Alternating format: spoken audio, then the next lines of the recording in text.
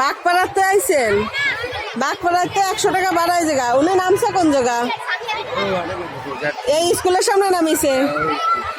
বলছে যে স্কুলের ভিতরে যে আমি ভাড়া দেবো, করার দেয় নাই। তাহলে আপনি ওনার কাছে 400 টাকা কেন দিলেন বলেন?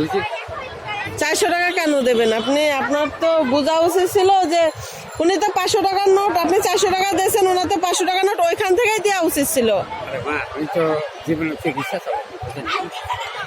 আপনাকে তো পুরা বোকা বানাইছে। আজকাল এরকম বোকা মানুষ আছে? এটা বাটপার, একেবারে পুরা বাটপার। বাগপাড়াতে যাত্রাবাড়ি রাজারবাগ। রাজারবাগ কোথায়? বৌদ্ধ মন্দির রাজারবাগ। তা আপনি ওইখানে নামছেন না? কালীবাড়ি আছে না? বুঝছি।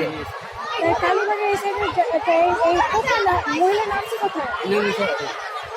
তাহলে তো এখানে ঢোকার কথা না, ওইদিকে গেছে কিনা? না, এইদিকে। আপনারা কি বলছেন? আমি স্কুলে যাচ্ছি, তাহলে ওনার কাছে 100 টাকা 400 টাকা নেছে, 100 টাকা দেওয়ার কথা। তো তাহলে উনি তো ওইখান থেকে 500 টাকা ওনাকে ফেরত দিয়ে দেবে, তাই না? ছেড়ে দিলেন কেন? ওই সময় আপনারা কি বলে চলে আইছে? আমি টাকা নিয়ে আসছি, আমার লোক আছে। আমি তো বুঝিনি, কতটা বোঝেননি আপনারা। তা বলেন যে ঠিক আছে আপনি ভাড়াটা নিয়ে আসেন, তারপর আমি 400 টাকা দেই। দিন হ্যাঁ। ওনার সাথে কোনো বাচ্চা ছিল? না না না, তোকে বাচ্চা আমরা আছে।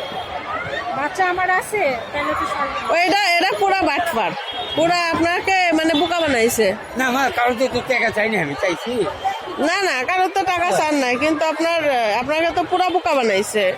এরকম কাজ আর করবেন না। মানুষ বিপদে পড়লেও তো সাহায্য পাবে না কারোর থেকে, সাধারণ মানুষ।